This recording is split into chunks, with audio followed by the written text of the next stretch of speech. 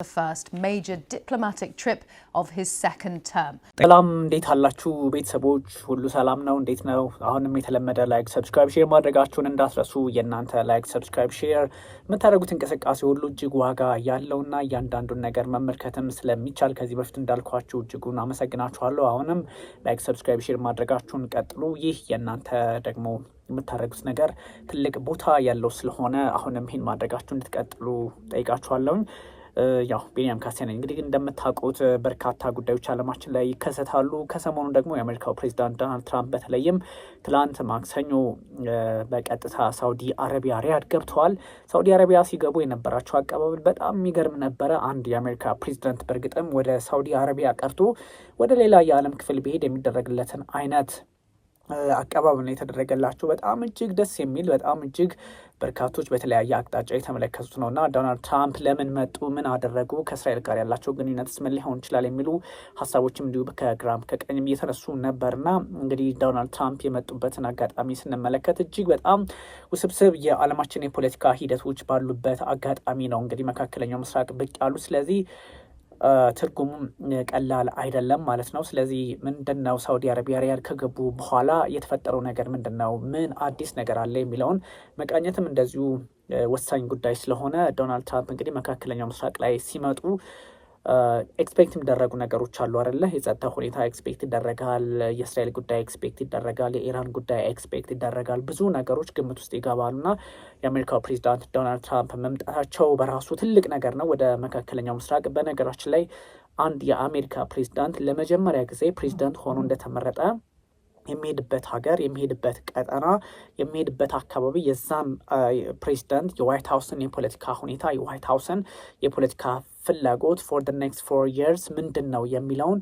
በትክክል ማስቀመጥ የሚችል ስለሆነ ትልቅ ጉዞ ነው ስለዚህ ዶናልድ ትራምፕ እንደተመረጡ ፕሬዝዳንት እንደሆኑ ወደ ዋይት ሀውስ ድጋሚ ከመጡ በኋላ የመጀመሪያ ዲፕሎማቲክ ጉዞ ያደረጉት ወደ ሳውዲ አረቢያ ነው ምናልባት በርካቶች ወደ ፖፕ ፍራንሲስ የቀብር ስነስርዓት ላይ ቫቲካን ጣሊያን ገብቶ ሊሉ ይችላሉ ያ ግን ለፖፕ ፍራንሲስ ለዲፕሎማሲ ሳይሆን የፖፕ ፍራንሲስ የቀብር ስነስርዓት ላይ ሴሬሞኒ ላይ ለመገኘት ስለሆነ የተለየ ነው ስለዚህ ዶናልድ ትራምፕ ፕሬዝዳንት ሆነው ድጋሚ እንደመጡ ወደ የትኛው ሀገር ሄዱ የሚል ጥያቄ ከተነሳ በእርግጥም ወደ ሳውዲ አረቢያ ነው የሚለው በጣም በርካቶች ግምት ውስጥ ሊያስገቡት የሚችል ጉዳይ ነው እና ብዙ ነገሮችን ልናነሳ እንችላለን ስለዚህ በነገራችን ላይ ዶናልድ ትራምፕ አሁን ብቻ አይደለም በመጀመሪያው የፕሬዝዳንትነት ዘመናቸው 2017 ላይ ወደ ሳውዲ አረቢያ ተጉዘው ነበር ወደ ሳውዲ አረቢያ ሲጓዙ ያኔም ለመጀመሪያ ጊዜ ፕሬዝዳንት እንደሆኑ የተጓዙባት ሀገር ሳውዲ አረቢያ ነበረች ለመሆኑ የአሜሪካ ፖለቲከኞች በተደጋጋሚ ፍላጎታቸው ምንድነው ወደ መካከለኛው ምስራቅ እየሆነ የመጣው በተለይም ሳውዲ አረቢያ ለምን ሆነች የሚል ጥያቄ መነሳት ያለበት ይመስለኛል እና እንደው በጠቅላላው ከሪቻርድ ኒክሰን ጀምሮ ከሮናልድ ሬገን ውጪ የአሜሪካ ፕሬዝዳንቶች እንደተመረጡም ባይሆን በተለያየ ጊዜ ወደ መካከለኛው ምስራቅ ብቅ ብለዋል በተለይም ወደ ሳውዲ አረቢያ ብቅ ያላለ የለም ሪቻርድ ኒክሰን 1974 ላይ መጥተዋል 1978 ላይ ቢል ክሊንተን እንዲሁ መጥተዋል ወደ ሳውዲ አረቢያ ነው የምላችሁ ሬገን እንግዲህ አይታወስም በእርግጥ ሄደዋል የጆርጅ ኤች.ደብሊው ቡሽ ወይም ጆርጅ ዎከር ኸርበርት ቡሽ እሳቸው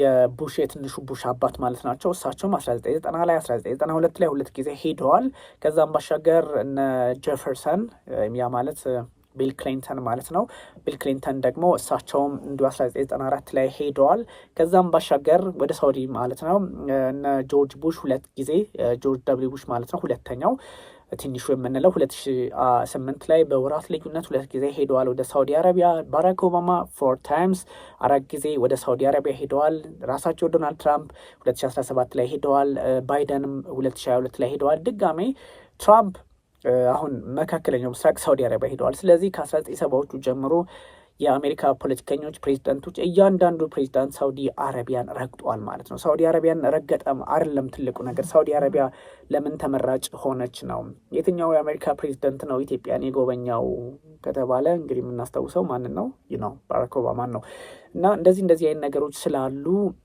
ተመራጭ የሆነችበት በርካታ ምክንያቶች አሉ። አንደኛው የነዳጅ ጉዳይ ነው የሚነሳው። ነዳጅ ኦብቪየስሊ ወይም ኢነርጂ ከኤአይ ቴክኖሎጂ ጋር ከኢንቨስትመንት ጋር የተገናኙ ጉዳዮች ስለሚነሱ መምጣታቸው ከዚህ አንጻር ነው። ዶናልድ ትራምፕ ወደዚህ ቀጠና አሁን ሳውዲ አረቢያ የመጡበት አሁናዊ ትልቁ ትርጉም ቢዝነስ ሪሌሽንሽፕ ለመፍጠር ነው። የቢዝነስ ጉዳይን ግምት ውስጥ ለማስገባት ነው። ከፖለቲካው ባሻገር ቢዝነስ ያለውን ጥቅም፣ ቢዝነስ ያለውን አካሄድ፣ ቢዝነስ ምንድን ነው የሚሉትን ነገሮች ግምት ውስጥ ያስገባ አካሄድ ነው ይዘው የመጡት። ስለዚህ ፐርሰናል የሆነም ነው።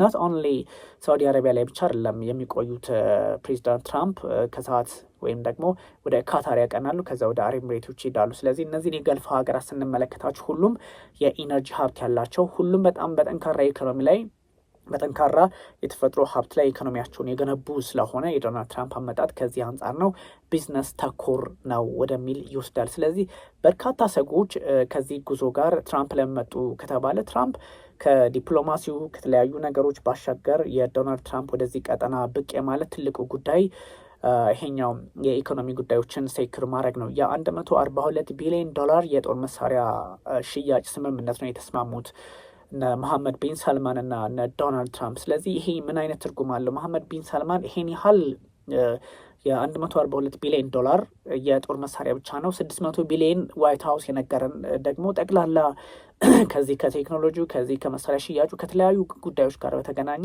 የ600 ቢሊዮን ዶላር ስምምነት ደርሰዋል እነ መሐመድ ቢን ሳልማን እና ዶናልድ ትራምፕ ማለት ነው። ከዛም ሲሻገር 1 ትሪሊየን የአሜሪካ ዶላር ኢንቨስትመንት ስበዋል። የውጭ ቀጥተኛ ኢንቨስትመንት ወይም ደግሞ ኤፍዲአይ ፎሬን ዳይሬክት ኢንቨስትመንት የሚባለውን 1 ትሪሊየን ዶላር አድርሰውታል ዶናልድ ትራምፕ። ስለዚህ ያ ማለት የሳውዲ አረቢያ ኩባንያዎች በአሜሪካ የንግድ ድርጅቶቹ የአሜሪካ ውስጥ ገብተው የተለያዩ ኢንቨስትመንት ላይ ይሰማራሉ ማለት ነው። እና ከዚህ አንጻር ነው የመጡት። በነገራችን ላይ አሜሪካ 11 ቢሊዮን የሚሆን የውጭ ቀጥተኛ ኢንቨስትመንት ያላት ሳውዲ አረቢያ ላይ ነው።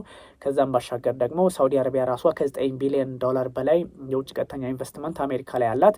ስለዚህ ትስስራቸው የቢዝነስ ነው። ከዛም በላይ ደግሞ የካታርን ማንሳት እንችላለን። ካታር 2.3 ኦር ምናምን አካባቢ የሚሆን አሜሪካ ደግሞ 3.3 ቢሊዮን የሚሆን የውጭ ቀጥተኛ ኢንቨስትመንት በተቃራኒው ዶሃም ዋሽንግተን አላት። ዋሽንግተንም ዶሃ ውስጥ አላት ኢንቨስትመንት ማለት ነው። በጣም በሚገርም ሁኔታ ደግሞ የዩናይትድ አረብ ኤሚሬትስ ዩኤኢ የምትባለው ነው። የዩናይትድ አረብ ኤሚሬቶችን ስንመለከት ደግሞ በትክክል ሌላ አይነት ሌብል ላይ የደረሰ ነገር መመልከት እንችላለን። ያ ማለት በቀጥታ ንግዳቸውን በቀጥታ እንቅስቃሴያቸውን ወይንም ደግሞ የኤፍዲአይን እንኳን ወይም የፎሬን ዳይሬክት ኢንቨስትመንቱን እንኳን ስንወስድ 35 ወይም 36 ቢሊዮን ዶላር ኤፍዲአይ የውጭ ቀጥተኛ ኢንቨስትመንት አሜሪካ ውስጥ አላት አረብ ኤሚሬቶች። አሜሪካ ደግሞ 16.5 ቢሊዮን ገደማ የሚሆን የውጭ ቀጥተኛ ኢንቨስትመንት አላት። ስለዚህ እነዚህ ነገሮች ስንመለከት የእነዚህ ሶስት ሀገራት ግንኙነት በንግድ ብቻ ትልቅ ስለሆነ በቀላሉ የሚታይ አይደለም ነው። ስለዚህ ዶናልድ ትራምፕ ለመጡ ወደዚህ ቀጠና ከተባለ የመጡበትን ሀገር እንኳን ግምት ውስጥ ማስገባት እነዚህን ነገሮች በግልጽ ሊያሳይ የሚችል ነው። ያ ማለት አንደኛው የሁኔታዎችን ከግራም ከቀኝ መመልከት የሚያስፈልግበትን እድል ይፈጥራል። ያ ማለት የትኞቹን ሀገር ነው የመረጡት? ሪያድ ምንድነች? ሳውዲ አረቢያ ምንድነች? ካታር ዶሃ ምንድነች?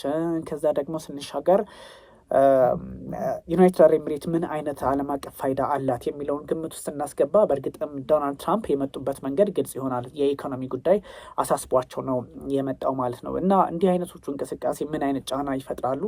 ሳውዲ አረቢያ ላይ በጣም ትልቅ ግብዣን የተደረገላቸው አብረው የመጡት ደግሞ እነ ኤለን መስክ ናቸው። እነ ኤለን መስክ ደግሞ በዚህ በኤአይ ቴክኖሎጂ በስልጣኔው በተለያዩ ነገሮች አሁን ያሉበትን ደረጃ የምናውቀው ስለሆነ እሱ በጣም የሚደነቅ ነውና እነ መሐመድ ቢን ሳልማን እነዚህን ሁሉ ነገሮች ግምት ውስጥ አስገብተው ከዶናልድ ትራምፕ ጋር የሚደረግ የንግድ እንቅስቃሴ እንደፈጠሩ ያሳያል። ስለዚህ ቅድም እንዳልኳችሁ ትራምፕ ወደ ሪያድ፣ ወደ ዶሃ፣ ወደ አቡዳቢ ብቅ ሲሉ ትርጉሙ ከኢነርጂ ወይም ትርጉሙ ደግሞ ከሀብት ጋር የሚገናኝ እንደሆነ ሁላችንም ግምት ውስጥ ልናስገባው የምንችል ጉዳይ ነው። ግን አሁን ትራምፕ ወደዚህ ከመጡ በኋላ ከዚህ በፊት እንዳልኳችሁ ወደ መካከለኛው ምስራቅ በተለይም ሳውዲ አረቢያ ብቅ ሲሉ ፍልስጤምንና እስራኤልን ጎብኝተው ነበረ። በአሁኑ ጉብኝታቸው ግን እስራኤልን አይጎበኙም። ስለዚህ እስራኤልና አሜሪካ ተቃቅረዋል የሚል ሀሳብ ይነሳል።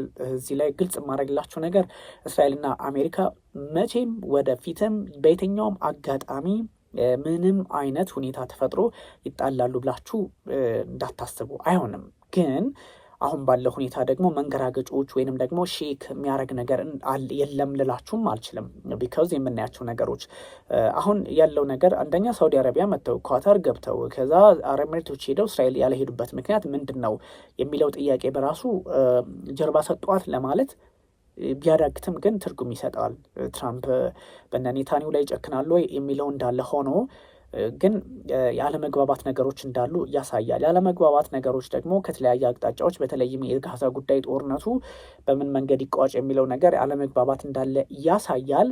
ግን ያልተግባቡበት መንገድ ምንድን ነው ከሚለው ይልቅ እንዳልተግባቡ የሚያሳዩ ነገሮችን መመልከት ያስፈልጋል። ለምሳሌ እንዳልተግባቡ ከሚያሳዩ ጉዳዮች መካከል አሜሪካ በሁኔታዎች ላይ አሜሪካ በነዚህ ሀሳቦች ላይ በነዚህ ግንዛቤዎች ላይ የተለያዩ እንቅስቃሴዎችን ስታደርግ ወደዚህ ቀጠና ብቅ ስትል ካለመጎብኘቷን ባሻገር ምንድን ነው ያደረጉት ዶናልድ ትራምፕ ሲባል ከሁቲዎች ጋር ስምምነት ላይ ደርሰዋል። ወይም ደግሞ ሁቲዎችን ላለማጥቃት ሁቲዎችም የአሜሪካን ኃይል በቀይ ባህርም በኤደን ባህረ ሰላጤ በህንድ ውቅያኖስ በኩል ያለውን እንቅስቃሴ ላለማስተጓጎል የአሜሪካን መርከቦች ኢላማ ውስጥ ላለማስገባት ወስነው ተስማምተዋል። ግን እነ ኔታንያሁ ይሄን ነገር አያውቁም።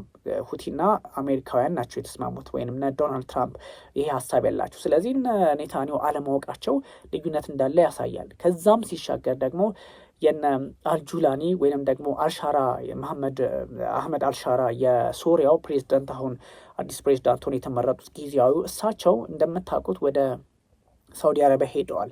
ሳውዲ አረቢያ ሄደው ትራምፕ ጋር ተገናኝተዋል። ከመገናኘታቸውን ባሻገር ዶናልድ ትራምፕ አሜሪካ ጥላው የነበረውን ማዕቀብ አንስተውላቸዋል። ሰው ምንድን ነው የሚሰጠው? ምንድን ነው ትርጉሙ?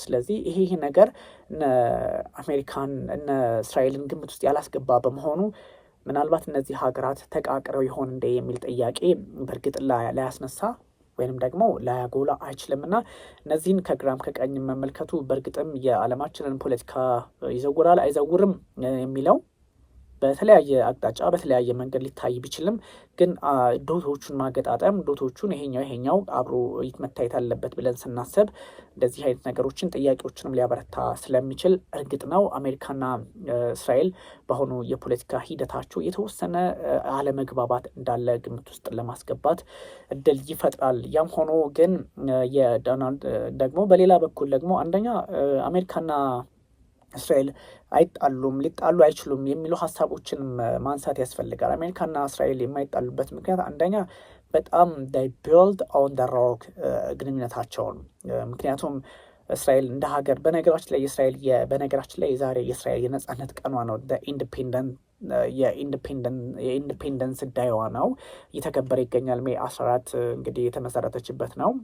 እንግዲህ አንዳንዶች ይሄኛውን ቀን ፍልስጤማውያን ጫና ያስገቡበት ፍልስጤማውያንን ሀገር አልባ ያደረጉበት ነው በሚል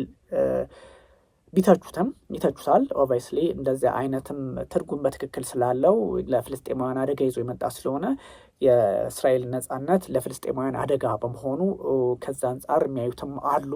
ያም ሆኖ ግን ዛሬ የነጻነት ቀኗ ነው። እንደው በአጋጣሚ ነገሮችን ለማንሳት የፈለግኩት እሱ የፍልስጤምና የእስራኤል ጉዳይ መቼስ እንደሚታወቀው ሰፊ አንዱ በአንዱ ላይ ብዙ ዓመታትን ጫና ሲፈጣጠሩ የኖሩ አንዱ ይሄ ምድር የኔ ነው ሌላኛው አይደለም እየተባባሉ የኖሩ ናቸው። አሁን ያለው ሁኔታ ደግሞ አስፈሪም ስለሆነ እሱ ብዙ የምንሄድበትም ጉዳይ አይደለም። ግን ከነዚህ አይነት ኮንሰፕቶች ግምት ውስጥ ማስገባት ይቻላል ነው እና አሜሪካ ቅድም እንዳነሳውላችሁ አሜሪካ ከእስራኤል ጋር የተወሰነ ያለመግባባት አላት። እንዳልኳችሁ ደግሞ አሜሪካ ከእስራኤል ጋር የምትሰራበት አጋጣሚ ሊያሳዩ ከሚችሉ ጉዳዮች መካከል አሜሪካ በኤስትሩማን አማካኝነት በሃሪ ኤስትሩማን በ1948 እስራኤል ስትመሰረት ያኔ የነበረው ግንኙነት ምንድን ነበረ? በ11ኛው ደቂቃ ነው የሀገርነት እውቅና የሰጠችውና ቁጥር 1 ናት ከዓለም። ስለዚህ እንዲህ አይነት ነገር ያላቸው ሀገራት ስለሆኑ ኦብቪየስሊ አዲስ ነገር ላናይ ወይም ደግሞ ላይፈጠር ይችል ይሆናል። ወይም ግንኙነታቸው ከዚህ አንጻር ስለሆነ በቀላሉ ይጣላሉ ብሎ ማሰብም የዋህነት ይሆናል።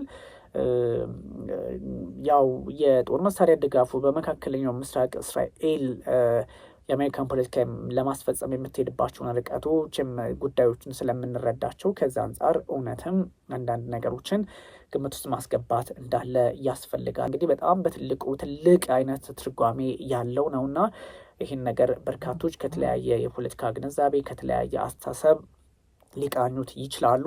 ይሄኛው እንግዲህ ትልቅ ጉዳይ ነው። ውድ ተመልካቾቻችን ለዛሬው እንግዲህ ይህን ሀሳብ ካጋሯችሁ ሌላ ጊዜ ሰፋ አድርጌ እመለከታለሁኝ። እጅጉን አመሰግናችኋለሁኝ።